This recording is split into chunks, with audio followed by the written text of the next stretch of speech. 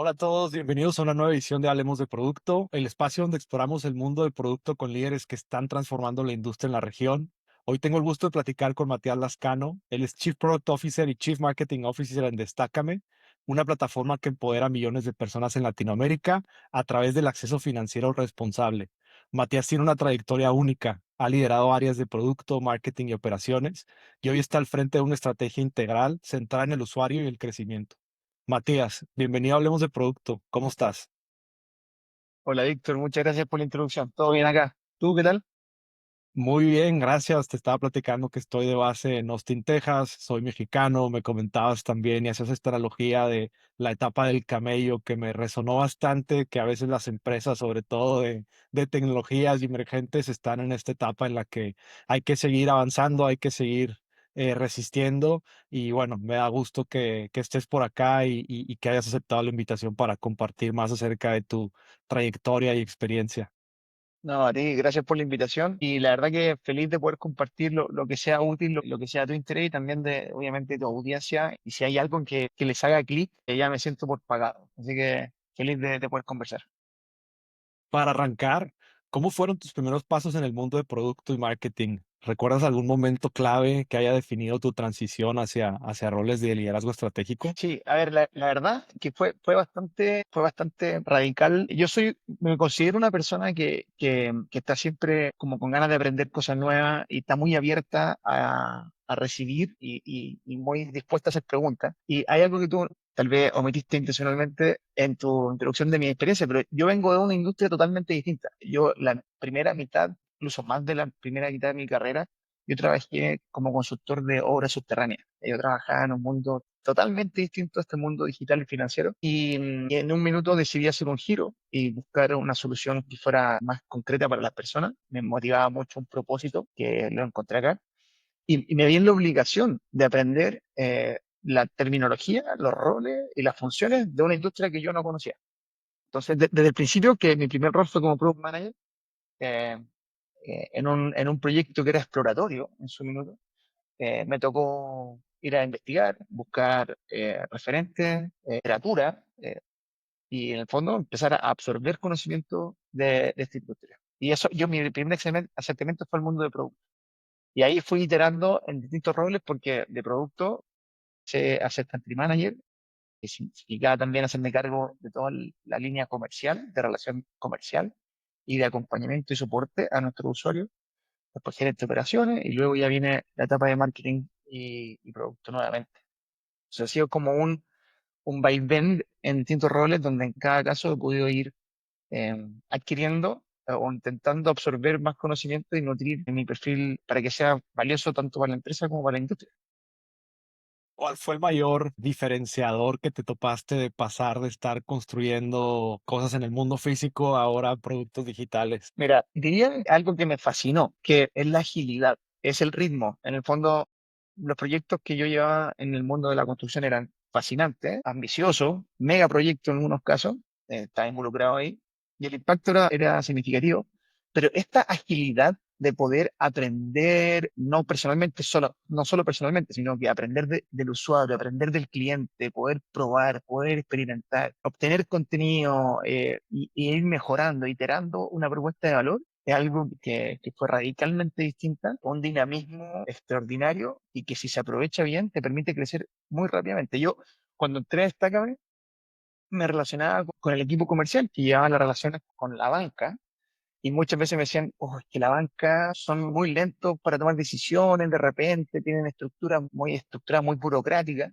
Y les decía, es que ustedes no saben lo que es el mundo de la construcción y contrapartes como minera o empresa hidroeléctrica. O sea, esos sí que son lentos. Y ya acá esto es súper rápido, es súper ágil. Entonces, Comparado con me- lo que tú conocías, ¿no? claro, venir con ese mindset desde afuera creo que también ayudó un poco a poner las cosas en perspectiva y también venir con ese aporte de cómo uno puede movilizar contrapartes que tienen un ritmo distinto al de una startup.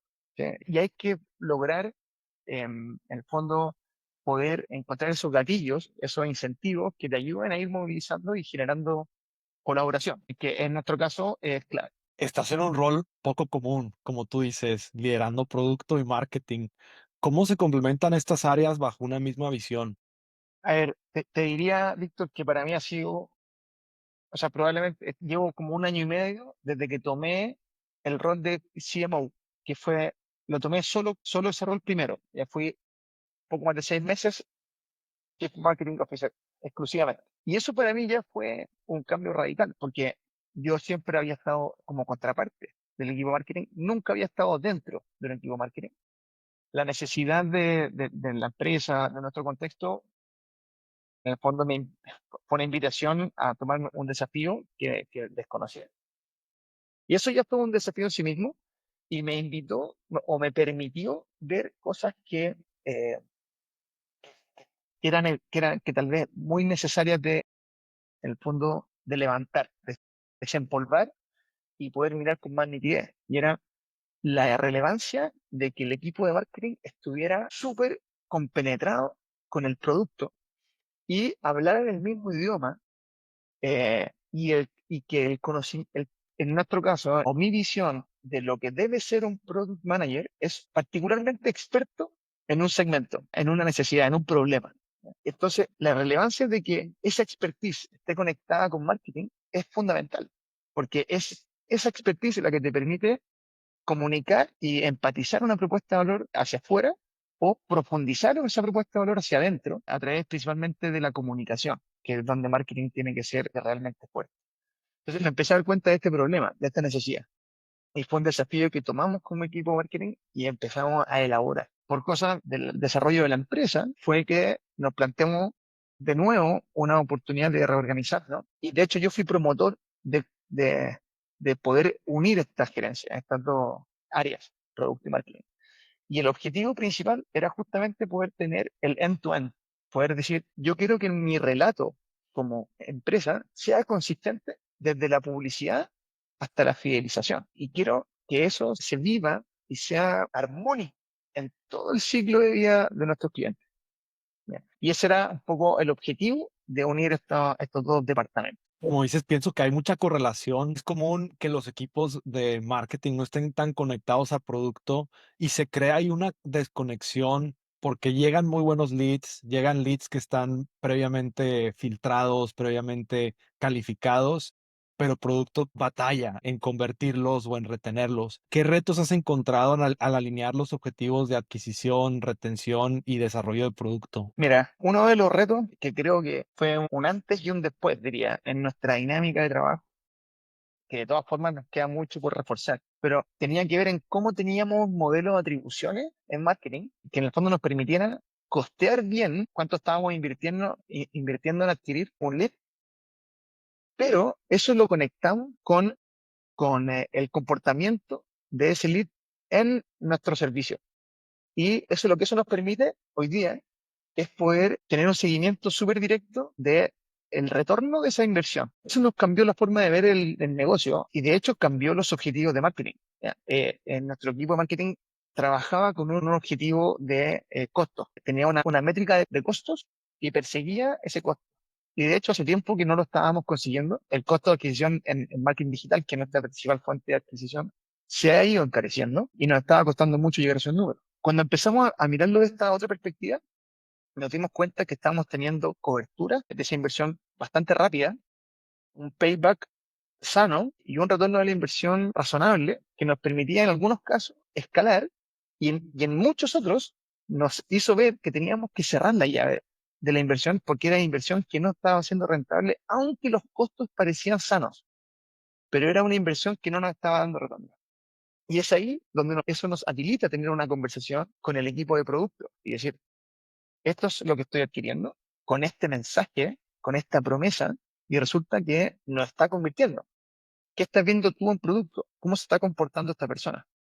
Obviamente de manera agrupada por segmentos. Y eso nos ha ido permitiendo generar un diálogo de cómo los insights que descubre marketing le sirven a producto y cómo los insights de producto le sirven a marketing para que haya un buen fit y podamos realmente preocuparnos de lo que importa. Y es que el retorno de la inversión de marketing cuando es performance, obviamente, sea sano. Y ese fue un gran desafío y con esta herramienta de atribución al costo y de seguimiento del revenue del cohort fue una herramienta clave para poder tener ese diálogo. En la práctica, ¿cómo has visto que funciona esta dinámica? Es decir, ¿tienes cierta cadencia con tus 2 equipos, el de mercadotecnia y el de producto, o tú eres ese habilitador entre la información de una parte y la otra? Bueno, como te decía, tenemos cosas que reforzar todavía. Tenemos la herramienta que habilita esta discusión, esta conversación, este diálogo entre equipos. Tenemos todavía que reforzar que ese diálogo tenga cierta consistencia y que tenga también plan de acción bien concreto. Entonces, hoy día tal vez no es tan estructurado. Sí se genera, nosotros tenemos una dinámica de colaboración y de diálogo continuo. Entonces, aparecen las cosas más bien de manera espontánea o cuando alguna métrica o algún indicador se desvía mucho, sí prestamos atención, nos sentamos y revisamos. ¿Sí? Pero diría que en nuestra cultura, al menos aquí, es de una comunicación o un relacionamiento muy horizontal. Entonces, lo que sucede es que las partes se conectan porque algo clave es que cada uno es dueño de sus KPI. Aquí cada rol tiene sus key results, de hecho, y va a empujar por ellos. Y cuando al equipo de mercadotecnia, como tú mencionas, se le escapa su KR, va a tener la necesidad de levantar el teléfono, eso es muy antiguo, pero de tomar el Slack y escribirle al equipo de producto y decir, bueno, algo pasó, revisémoslo y veamos cómo podemos zanjarlo. Y por el lado producto, si es que sus métricas unitarias están sanas, pero no tienen suficiente volumen para conseguir sus metas, también va a ir directamente al equipo de marketing a preguntarle qué podemos mejorar, que se puede pulir para poder aumentar ese volumen de adquisición que le hace falta para conseguir su objetivo. Esto habla de esta obsesión que tienen en Destácame con entender el usuario de punta a punta. ¿Cómo diseñas y optimizas el funnel completo? A ver, me encantaría poder responderte esa pregunta con el caso de éxito, porque lo que sí te puedo contar, Víctor, es tal vez más del punto del diagnóstico. ¿Ya? Okey. Eh, porque hoy día nosotros justamente este año estamos con un desafío grande de nutrir ese funnel completo. ¿Ya? Mm. eh, creo, dadas las etapas que hemos vivido como startup, hoy tenemos una dinámica de relacionamiento con nuestros usuarios que es bastante transaccional. ¿Qué quiero decir con eso? Que nosotros, apenas una persona se suscribe, nuestra relación con ese individuo principalmente trata de ofertas, de invitarlo a convertir. Y nos estamos saltando una parte relevante de la fase de consideración y de preparación a la toma de decisión. Y es justamente ahí donde vemos mucho valor, porque los que estamos convirtiendo al final son personas que venían muy preparadas, pero no estamos ayudando a esas personas que tal vez tienen dudas, que no saben por qué hacerlo, no saben cómo hacerlo o no tienen la capacidad de hacer la acción de conversión, poder ayudarlos a que progresen, mostrarles el valor de hacerlo y en el fondo mostrarles que esto es una decisión correcta. ¿Ya? Y ese es justo cuando dice cómo llenamos el panel. Esto es justamente el desafío que tenemos hoy, que es cómo en base a toda esta información podemos nutrir estas etapas del panel que hoy día tenemos bastante desabastecida de contenido y de marketing, ya como para mantener fidelizado, mantener informado y promover la consideración de estos usuarios para que terminen convirtiendo en nuestro servicio. ¿Tienen alguna North Star Metric o conjunto de métricas que guíe esa toma de decisiones? A ver, hoy día, la verdad, diría que eh, dada la etapa que estamos viviendo, nuestro principal objetivo hoy día bueno, el año pasado era revenue, este año ya estamos enfocados en EBITDA. Okey. Entonces, la verdad es que la organización está movilizada por el EBITDA. Y eso sí, sí tiene en el fondo tiene un desglose para cada equipo de cómo desde su área de influencia aporta al EBITDA. ¿Ya? Pero lo que nos mueve hoy día es el EBITDA y este año nuestro objetivo es terminar con un número sano que nos permita tener en el fondo otras formas de presentarnos hacia nuestro usuario y el mercado. Buenísimo.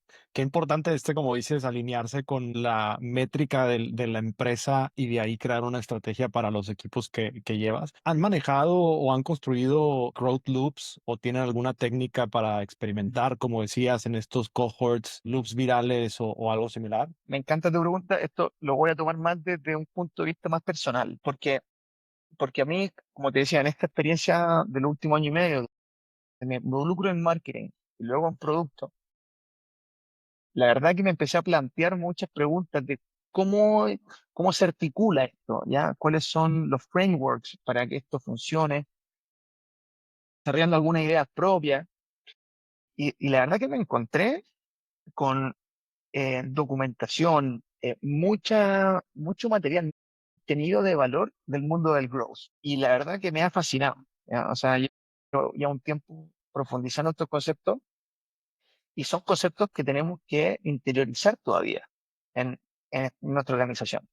Entonces, te diría que formalmente, así como explícitamente, hoy día no tenemos loops, ¿ya? Declarados, pero sí existen, ¿ya? En el fondo, funcionamos con loops. Nuestro principal loop es de ads, ¿ya? Es pay. Pero también tenemos un loop que es orgánico, que hoy día no logro diferenciar cuánto es viral y cuánto es de contenido, porque nosotros sí generamos contenido, sí generamos, tenemos un posicionamiento bueno en los motores de búsqueda y también hoy día hemos hecho un esfuerzo por estar bien posicionados en los motores de LLM, de inteligencia artificial en general, pero no sé exactamente cómo se distribuye esa adquisición orgánica, que es poco, la mitad de nuestra adquisición no viene de nuestro loop de Pay, que sí lo conozco bien. Todavía nos queda como desgranar un poquito ahí, afinar nuestro modelo y entenderlo un poquito mejor para saber dónde invertir y dónde hay más capacidad o potencial de crecimiento. ¿Cómo han logrado ese posicionamiento en los motores de LLM? No lo había escuchado antes y me dio curiosidad. Mira, te voy a ser sincero, estoy probando.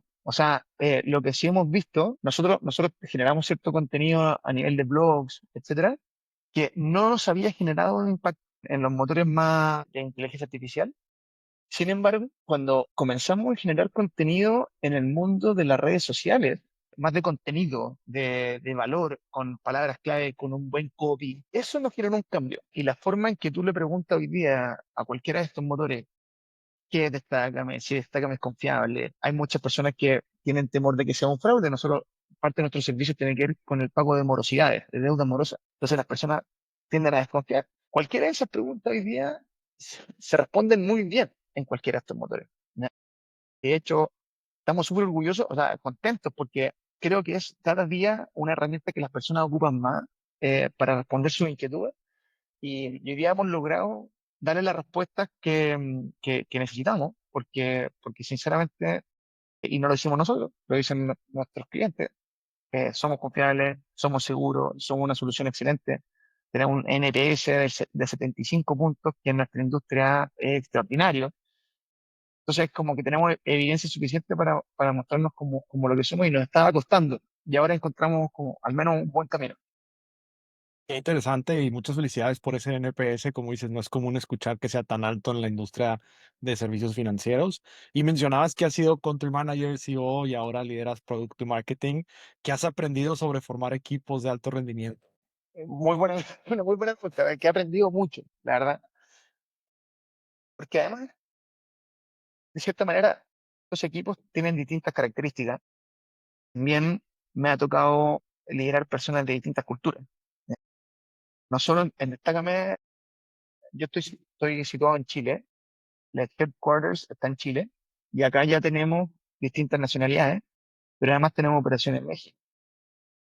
Y tengo parte de mi equipo de marketing está en México, de producto está en México, de soporte está en México, y creo que cada cultura tiene lo suyo de partida. O sea, yo creo que eso es súper importante, como entender cuáles son las motivaciones, lo que mueve en el fondo a las personas y la forma en que uno puede empatizar con las necesidades de cada uno, lo que lo movilice, porque acá la clave del liderazgo, desde mi punto de vista, no digo que lo logre ni que sea fácil lograr, pero cuando uno encuentra como lo que realmente moviliza a, a tu equipo, a los individuos del equipo, es donde uno puede generar cambio.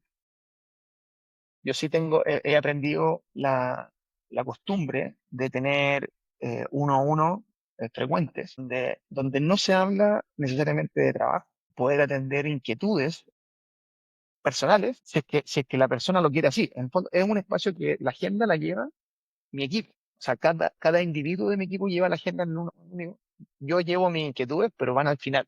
Lo que importa es qué me traen ellos. Y eso ha permitido generar un espacio de confianza, un espacio seguro, donde cada uno puede plantear, si quiere, sus inquietudes personales, pero también inquietudes profesionales o tal vez algunos desafíos puntuales también. O sea, si es que, oye, estoy superado porque no logro avanzar con esto. Bueno, hablemos de eso y ver cómo te ayudo. Sabes que estoy con un pipeline enorme de proyectos, iniciativas y tareas y no sé por dónde partir. Bueno, hagamos una sesión de priorización y feliz te ayudo a priorizar. Oye, no sé para dónde va mi carrera profesional. Estoy trabajando todos los días, pero en verdad no sé hacia dónde voy. Bueno, hablemos entonces de tu proyección profesional y cómo yo te puedo acompañar, y destácame en este caso, te puedo acompañar a formar ese camino. Entonces, creo que cuando uno genera esa conexión, eh, permite, o sea, obviamente fortalece el compromiso del equipo, eh, pero también te permite identificar cosas que si son importantes para el otro y realmente son importantes para ti, te permite generar un tipo de diálogo distinto. Y lo otro importante creo, liderazgo, es que hay algo que es transversal y que es el habilitador. Uno de los, creo, de los dos habilitadores para el empoderamiento es métrica, o sea, objetivos. Pueden ser quali o quanti, pero objetivos declarados. ¿Ya? Y lo segundo es herramientas. Es decir, yo no te puedo dar un objetivo si es que no dispones de las herramientas para poder lograrlo. Abordar esas dos cosas, individual y grupalmente, creo que es lo que de- habilita un liderazgo positivo y un liderazgo que en el fondo permite y promueve el crecimiento personal y de la empresa. Qué importante, como dices, conectar. Yo recuerdo a mis líderes o a las personas a las que les he reportado, si hay una gran diferencia cuando se interesan más por mí como persona, ¿no? O por yo como persona y que están enfocados no solamente en mi día a día, sino también en mis metas corto, mediano, largo plazo, profesional, personal. ¿Tú también tienes esa capacidad de tener estas llamadas cercanas, más personales, más profesionales con tu equipo de liderazgo? ¿O es algo en donde sientes que pudieras como tener más tú, no? Porque a veces que los líderes están solos en la punta y no tienen con quién rebotar este tipo de puntos. Algo que mientras te escuchaba pensé, decía, igual, esto no sé si es para todos, ¿ya? Porque yo creo que cuando alguien lo fuerza, se nota. Tampoco se trata de hacerlo porque hay que hacerlo. Yo creo que igual hay una componente de que te interese realmente y que sea natural. Si no, puede ser contraproducente. Si tú generas espacios de intimidad cuando realmente no te nace, puede dañar una relación más que fortalecerla. ¿Sí? Entonces, yo creo que no es una receta mágica, es la forma en que a mí me nace y creo que siempre se puede mejorar. Va con mi personalidad, va con mi naturaleza. También lo he trabajado, o sea, yo he hecho cursos de coach que te lo recomiendo a cualquier líder. Creo que hacer al menos algunos cursos fundamentales de coaching ayuda porque también a mí personalmente me ha permitido entender de que no es uno el que tiene que dar siempre las soluciones, sino que tiene que hacer mejores preguntas. Y cuando uno hace mejores preguntas y las personas descubren su propia respuesta, tiene mucho más valor, mucho más valor. Entonces, como que son elementos que se van sumando, Víctor, y que ayudan a fortalecer este tipo de liderazgo. Y de nuevo, es un tipo de liderazgo eh, y no es para todo, pero es al menos el que a mí me gusta, el que a mí me nace y que diría que en general me resulta. Justo eso te iba a comentar que este approach que tienes con tus equipos me suena más como un tema de coaching. Qué bueno que compartes que tanto no es para todos como que hay muchos recursos para los líderes que quieren eh, entender más cómo este proceso de coaching, de no tanto decirle a las personas qué hacer, sino hacer las preguntas correctas, se me hace súper, súper interesante. Pasando un poco más a lo táctico, ¿qué frameworks o procesos utilizas para definir la estrategia del producto?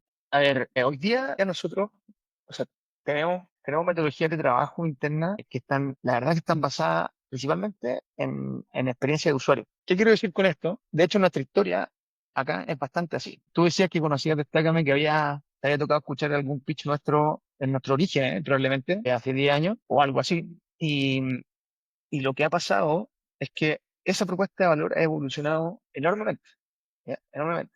Eh, Voy a intentar ser breve, pero originalmente Destácame lo que buscaba era eh, hacer una especie de score de comportamiento de riesgo de las personas en base al pago de sus cuentas domésticas, como de luz, agua, servicios domésticos. Eso hoy día no existe, por ejemplo. Mm. Pero eso nos permitió ver que las personas realmente no sabían cuál era su situación de morosidad en el sistema financiero. Si es que sabían, una vez que sabían, no sabían cómo resolverlo, que tenían temor a contactarse con la institución financiera acreedora.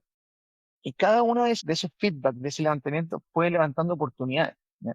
Entonces, hemos ido desarrollando un journey que en el fondo ha ido respondiendo al mismo levantamiento de necesidades del segmento y del problema, que sí es siempre el mismo, ¿ya? Y es cómo podemos ayudar, o sea, nosotros lo que queremos es bancarizar Latinoamérica. Entonces, ¿cómo podemos ayudar a las personas a bancarizarse o rebancarizarse en el caso de que hayan sido excluidos del sistema financiero? Y ahí es donde hemos ido quedando el journey. Entonces, diría que nuestra forma de trabajo tiene mucho que ver con el levantamiento de feedback continuo cualitativo, como entrevistas, encuestas, etcétera, pero tenemos una fuerte eh, propensión a revisar data. Ya somos una empresa, diría, cada día más data driven, que es algo que me siento cada vez más tranquilo de decir, porque tenemos más acceso y más capacidades de procesamiento y entendimiento de datos y, no solo, y complementar la parte quali que nos dan las personas con efectivamente qué es lo que están haciendo, cómo se comportan y encontrar esto hallazgos. Eh, hoy día tenemos como distintos elementos, servicios que resuelven un journey, pero justamente nuestro desafío hoy día es cómo hacemos que este journey converse, que sea entendible y que las personas puedan seguirlo, ¿ya? Hoy día es como un abanico de oportunidades y necesitamos que sea como un camino, que sea una vía que las personas puedan recorrer. Pero todo esto que te comento tiene que ver con el mismo hallazgo que las personas nos van levantando, las data que estamos viendo y cómo eso nos levanta oportunidades. Evaluamos las oportunidades, priorizamos por costo-impacto y tenemos sprint de trabajo. Buenísimo. En la parte del discovery, en un entorno tan agresivo, con metas de negocio, como comentabas, pues bastante fijas, ¿cómo manejan un discovery, digamos, que se alinee con esas metas del negocio? Sí. Que no sé si la expresión la conoces, pero esto es como caminar y mascar chicle, ¿sí, no? No, no sé que no les conozco. Acá se ocupa mucho en Chile como el desafío de caminar y mascar chicle al mismo tiempo.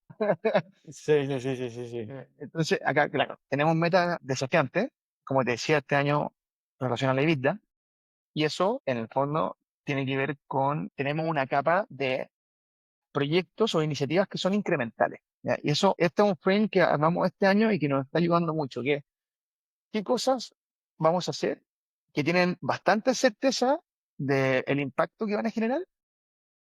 No nos van a llevar a la luna, pero nos van a ayudar en el negocio, pero son como que no nos dan mucho temor y las vamos a hacer progresivamente, planificadamente.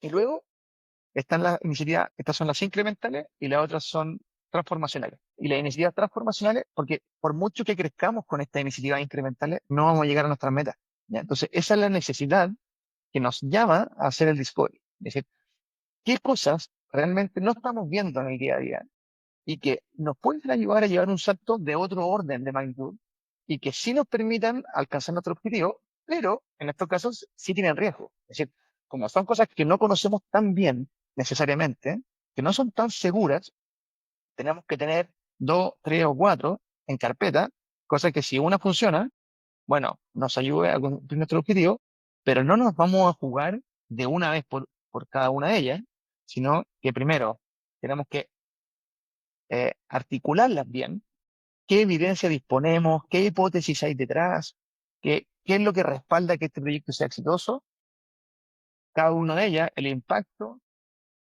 el riesgo asociado, y luego no nos jugamos por una, sino que decimos ya, partamos validando las hipótesis fundamentales de esta. Y si es que esas hipótesis fundamentales se dan, bueno, avanzamos, pero eh, tenemos que ir con cuidado, como dicen, sin prisa pero sin pausa, pero la verdad con prisa, no tenemos Sí, infinito tiempo. Pero tenemos que ir con cautela, validando progresivamente hipótesis que nos vayan dando certezas de estos proyectos que son más transformacionales y que que nos permiten dar estos saltos. Entonces, al final el discovery está alineado con nuestras metas, porque sin el discovery no logramos nuestro objetivo. claro, no llegan. ¿Podrías contarnos de un error o desafío que haya sido una gran fuente de aprendizaje? Sí, o sea, se me ocurre uno que vivimos hace poco. De hecho, cuando planteamos el plan de este año, una de las iniciativas que nos parecía que podía ser valiosa era generación de comunidades. concepto WhatsApp, como haremos grupos de discusión donde nosotros le aportemos valor a las personas, tengamos una comunicación muy directa y cobrar por ello. Ya es decir, para ser parte de este grupo tienes que pagar una membresía o algo por el estilo. Y fue bien interesante porque tenía promotores y detractores. Entonces había un poco opiniones distintas, pero nosotros no tomamos decisiones o intentamos no tomar decisiones en base a opiniones, sino en base a datos. Desarrollamos un MVT, Minimum Viable Test. Y dijimos, ¿qué es lo mínimo que podemos hacer para validar las hipótesis fundamentales de que este tipo de servicio va a generar el valor que esperamos? Hicimos una comunidad, invitamos a ciertas personas, elegimos el filete, digamos, la carnita más jugosa de nuestra base de usuarios, y probemos con ellos como early adopters y generemos este espacio. Y una de las variables críticas para el éxito de la comunidad era la viralidad. Si es que realmente las personas recomendaban y compartían a sus conocidos para que se sumaran a la comunidad porque realmente les agregaba valor. ¿Ya? Y nos costó alrededor de 4 semanas darnos cuenta que el indicador de viralidad que necesitábamos estaba muy lejos del real, muy lejos. Entonces fue muy inferior, sacamos nuestras conclusiones y de hecho el aprendizaje que si a alguien le sirve se lo regalo, Ah, es que realmente este tipo de instancias viene a partir por la generación de valor eh, sin barreras de entrada, me refiero al pago. Y cuando la dinámica funciona, genera valor, tiene retención, tiene engagement, las personas interactúan y pueden validar de que este espacio les genera valor, entonces uno puede evaluar ah, medidas de monetización, pero no partir por la monetización porque ni siquiera has demostrado valor todavía. Eso fue un poco nuestro aprendizaje. Entonces, cambiamos el enfoque. No es un proyecto que nos vaya a aportar en el EBITDA durante este año probablemente, pero sí estamos aprendiendo cómo generamos valor en esos espacios de interacción.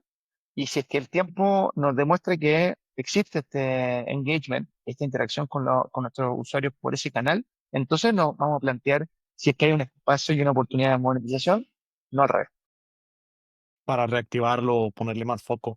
Y desde tu perspectiva, ¿cómo ves la evolución del rol de producto en Latinoamérica en los próximos años?